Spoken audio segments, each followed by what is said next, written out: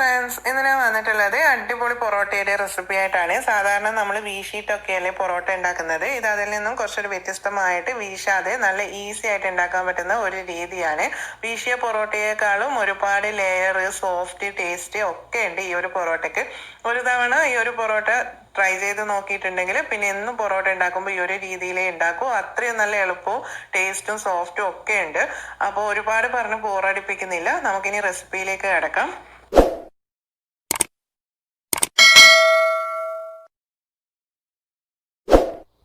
ആദ്യം തന്നെ ഒരു ബൗൾ എടുത്തിട്ട് ഇതിലേക്ക് 3 കപ്പ് മൈദപ്പൊടി ഇട്ട് കൊടുക്കാം. അപ്പോൾ മൈദ തീരെ യൂസ് ചെയ്യുന്നില്ലാത്തവരാണെങ്കിൽ ഗോതമ്പ് പൊടി വെച്ചിട്ടും ഈ ഒരു രീതി ട്രൈ ചെയ്ത് നോക്കാം.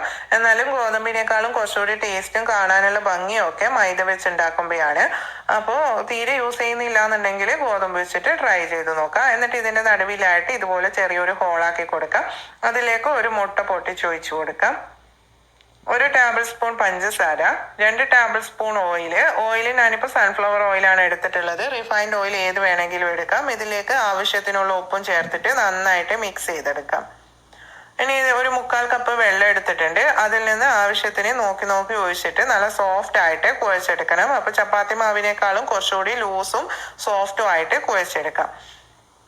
ഇതുപോലെ കുഴച്ചതിന് ശേഷം ഇതിൻ്റെ മുകളിലായിട്ട് 1 ടീസ്പൂൺ ഓയിൽ ഒന്ന് ഒട്ടിച്ചിട്ട് അതെല്ലാ ഭാഗത്തേക്കും ഒന്ന് നന്നായിട്ട് തടവി കൊടുക്കുക.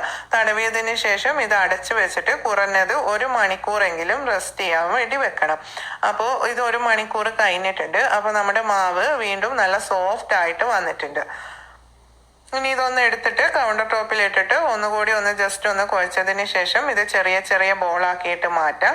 അപ്പോൾ ഇതുപോലെ ചെയ്തിട്ട് കട്ട് ചെയ്യുന്ന സമയത്ത് ഒരേ വലുപ്പത്തിലുള്ള ബോളാക്കി എടുക്കാൻ കുറച്ചുകൂടി ഈസി ആയിരിക്കും. അപ്പോൾ ബോളുകൾ പരമാവധി ഒരേ വലുപ്പത്തിൽ തന്നെ ആക്കിയെടുക്കാം. ഞാനിപ്പോൾ ചെറിയ 14 ബോളുകളാക്കി മാറ്റിയിട്ടുണ്ട്. ഇനി ഇതൊന്ന് കവർ ചെയ്ത് വെക്കാം, അല്ലാന്നുണ്ടെങ്കിൽ ഉണങ്ങിപ്പോകും. അപ്പോൾ ഇതുപോലെയോ അല്ലെങ്കിൽ ഒരു തുണി വെച്ചിട്ടോ കവർ ചെയ്തെടുക്കാം, തുണി കൊണ്ടോ കവർ ചെയ്തെടുക്കാം. പിന്നെ കുറച്ച് മൈദപ്പൊടി വേണം, അതുപോലെ തന്നെ കുറച്ച് ഓയിലും വേണം. ഇത് രണ്ടും ഒരു സൈഡിലായിട്ട് മാറ്റി വെക്കാം. എന്നിട്ട് നമ്മൾ ആക്കിയിട്ടുള്ള ഈ ഒരു ബോൾ എടുത്തിട്ട് ഒന്ന് പരത്തിയെടുക്കണം. അതിന് വേണ്ടിയിട്ട് കൗണ്ടർ ടോപ്പിൽ കുറച്ച് മൈദപ്പൊടി ഒന്ന് തൂവി കൊടുക്കുക. എന്നിട്ട് ഇതൊന്ന് അത്യാവശ്യം നന്നായിട്ട് തന്നെ ഒന്ന് പരത്തിയെടുക്കാം. അപ്പോൾ എത്ര ബോൾ എടുക്കുന്നുണ്ടോ അതിനനുസരിച്ചിട്ട് നമ്മുടെ പൊറോട്ടയിൽ ലെയറും കിട്ടും. ബോളുകൾ എത്ര എടുക്കുന്നുണ്ടോ അത്രയും ലെയർ പൊറോട്ടയിൽ കിട്ടും. അപ്പോൾ ഇതിവിടെ അത്യാവശ്യം നന്നായിട്ട് തന്നെ ഒന്ന് പരത്തി എടുത്തിട്ടുണ്ട്. ഇനി കൗണ്ടർ ടോപ്പിൽ തന്നെ കുറച്ചൊന്ന് ഓയിലൊന്ന് തടവി കൊടുക്കുക. എന്നിട്ട് അവിടെ നമ്മൾ പരത്തിയിട്ടുള്ള ഈ ഒരു ഷീറ്റ് വെക്കുക. അപ്പോൾ ഒട്ടിപ്പിടിക്കാതെ കെട്ടിക്കോളും. എന്നിട്ട് അതിൻ്റെ മുകളിലായിട്ട് നമ്മൾ എടുത്തു വെച്ചിട്ടുള്ള ഓയിലിൽ നിന്ന് കുറച്ച് ഓയിലൊന്ന് ഇതുപോലെ അത്യാവശ്യം ഒന്ന് നന്നായിട്ട് തന്നെ എല്ലാ ഭാഗത്തും തടവി കൊടുക്കുക. തടവിയതിന് ശേഷം നമ്മൾ എടുത്തു വെച്ചിട്ടുള്ള മൈദപ്പൊടി കുറച്ചൊന്ന് തൂവി കൊടുക്കുക. എന്നിട്ട് ബാക്കിയുള്ള ഷീറ്റുകളും പരത്തിയിട്ട് ഇതിൻ്റെ മുകളിലായിട്ട് ഇതുപോലെ വെച്ചു കൊടുക്കാം. വെച്ചതിന് ശേഷം വീണ്ടും നമ്മൾ ഓയിലൊന്ന് എല്ലാ ഭാഗത്തും അത്യാവശ്യം നന്നായിട്ട് തന്നെ തടവി കൊടുക്കുക. തടവിയതിന് ശേഷം മൈദപ്പൊടി ഒന്ന് തൂവി കൊടുക്കുക. ഇതുപോലെ തന്നെ ഈ ഒരു 14 ബോളുകളും ചെയ്തെടുക്കാം. ഇതിൻ്റെ മുകളിലായിട്ട് വെച്ചു കൊടുക്കുക. അപ്പോൾ ഈ പരത്തുന്ന ഷീറ്റുകൾ ഏകദേശം ഒരേ വലുപ്പത്തിൽ തന്നെ ആക്കിയെടുക്കുക. ഓയിൽ അത്യാവശ്യം നന്നായിട്ട് തന്നെ തടവി കൊടുക്കണം, അല്ലെങ്കിൽ ഇത് ഒട്ടിപ്പിടിച്ചാൽ ലെയർ വിട്ട് കിട്ടാൻ കുറച്ച് പ്രയാസമായിരിക്കും, വിട്ട് കിട്ടില്ല. അതുകൊണ്ട് ഓയിലൊന്ന് നന്നായിട്ട് തന്നെ തടവി കൊടുക്കണം. അപ്പോൾ ഇതുപോലെ തന്നെ ബാക്കിയെല്ലാം ചെയ്തെടുക്കാം. അപ്പോൾ നിങ്ങൾ കുറച്ച് കൂടുതൽ ക്വാണ്ടിറ്റിയിലാണ് ഉണ്ടാക്കുന്നുണ്ടെന്നുണ്ടെങ്കിൽ ഇതുപോലെ ഒരട്ടിയായിട്ട് തന്നെ വെക്കണമെന്നില്ല, 2 അട്ടി വീതം ചെയ്തെടുത്താൽ മതി. ഞാനിപ്പോൾ ഇത് കുറച്ചല്ലേ ഉള്ളൂ, അതുകൊണ്ട് ഒരട്ടിയായിട്ട് തന്നെയാണ് വെക്കുന്നത്.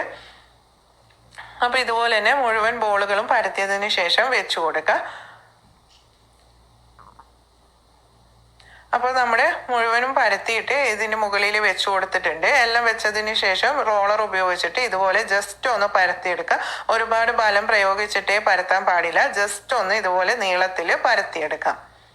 അപ്പോൾ പരത്തിയെടുത്തിട്ടുണ്ട്. ഇനി ഇത് കട്ട് ചെയ്തിട്ട് മാറ്റാം. അപ്പോൾ ഇതുപോലെ കട്ട് ചെയ്തിട്ടതിന് ശേഷം നമ്മൾ സാധാരണ പൊറോട്ട വീശിയിട്ട് ചുരുട്ടൂലേ, ഇതുപോലെ ഒന്ന് ചുരുട്ടിയെടുക്കുക.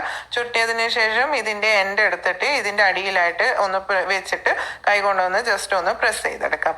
ഇതുപോലെ തന്നെ ബാക്കിയെല്ലാം ചെയ്തെടുക്കാം. അപ്പോൾ വളരെ എളുപ്പത്തിൽ തന്നെ ഇതുപോലെ നമുക്ക് ഉണ്ടാക്കിയെടുക്കാൻ പറ്റും. അപ്പോൾ ഈ ഒരു കട്ട് ചെയ്യുന്ന സമയത്ത് നിങ്ങൾക്ക് എത്ര പൊറോട്ടയുടെ വലുപ്പം വേണം അതിനനുസരിച്ചിട്ട് കട്ട് ചെയ്തെടുക്കാം. ചെറിയ പൊറോട്ട മതി എന്നുണ്ടെങ്കിൽ വീതി കുറച്ചിട്ട് കട്ട് ചെയ്തെടുക്കാം. അത്യാവശ്യം വലുപ്പമുള്ള പൊറോട്ട വേണമെന്നുണ്ടെങ്കിൽ കുറച്ച് വീതിയിൽ ഒന്ന് കട്ട് ചെയ്തെടുത്താൽ മതി. അപ്പോൾ ഈ ഒരു കട്ട് ചെയ്യുന്ന ഇതിനനുസരിച്ചിട്ടിരിക്കും നിങ്ങളുടെ പൊറോട്ടയുടെ വലുപ്പവും. അത് നിങ്ങൾക്ക് എത്ര വേണം അതിനനുസരിച്ചിട്ട് ചെയ്യാം.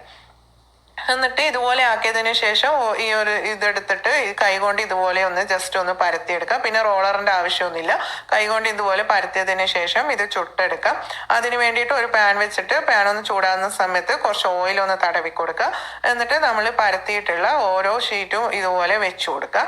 എന്നിട്ട് അതിന്റെ മുകളിലായിട്ട് കുറച്ച് ഓയിൽ ഒന്ന് ഒറ്റിച്ചിട്ട് വീണ്ടും ഒന്ന് തിരിച്ചിട്ട് കൊടുക്കുക. അങ്ങനെ തിരിച്ചും മറിച്ചും ഇട്ടിട്ട് ഇതൊന്ന് ചുട്ടെടുക്കാം. അപ്പോൾ ഓയില് ചുട്ടെടുക്കുന്ന സമയത്ത് ഓയില് എത്ര വേണോ അതിനനുസരിച്ചിട്ട് നിങ്ങൾ ഓയില് ഉപയോഗിച്ചാൽ മതി. ഞാനിപ്പോൾ ഓരോ തിരിക്കലിനും കുറച്ച് ഓയിൽ ഒന്ന് തടവി കൊടുക്കുന്നുണ്ട്. അത് നിങ്ങളുടെ പേഴ്സണൽ ഇഷ്ടത്തിനനുസരിച്ചിട്ട് മാറ്റം വരുത്താം. എന്നിട്ട് ഇത് ഒന്ന് എല്ലാം ഇതുപോലെ ചുട്ടെടുക്കാം. അപ്പോൾ ചുട്ടതിന് ശേഷം ഇതുപോലെ അട്ടിയായിട്ട് ഇപ്പം ഞാനൊരു 5 പൊറോട്ട എടുത്തിട്ടുണ്ട്. എന്നിട്ട് ഇതുപോലെ അട്ടിക്ക് വെച്ചിട്ട് ഇതുപോലെ കൈ കൊണ്ടൊന്ന് നന്നായിട്ട് അടിച്ചെടുക്കാം. അപ്പോൾ ഇതിൻ്റെ ലെയറൊക്കെ ഒന്ന് നന്നായിട്ട് വിട്ട് കിട്ടിക്കോളും. 1ഉം 2ഉം ഒക്കെ അടിച്ചെടുക്കുമ്പോൾ കുറച്ചൊരു പാടായിരിക്കും. അതുകൊണ്ട് ഒരു 5ഓ 4ഓ എല്ലാം വെച്ചിട്ട് ഒന്ന് ഇതുപോലെ അടിച്ചെടുക്കാം. അപ്പോൾ കാണുമ്പോൾ തന്നെ നിങ്ങൾക്ക് മനസ്സിലാകുന്നുണ്ടാവും നല്ല ലെയറൊക്കെ വേറെ വേറെ തന്നെ വന്നിട്ടുള്ള അടിപൊളി പൊറോട്ടയാണ്.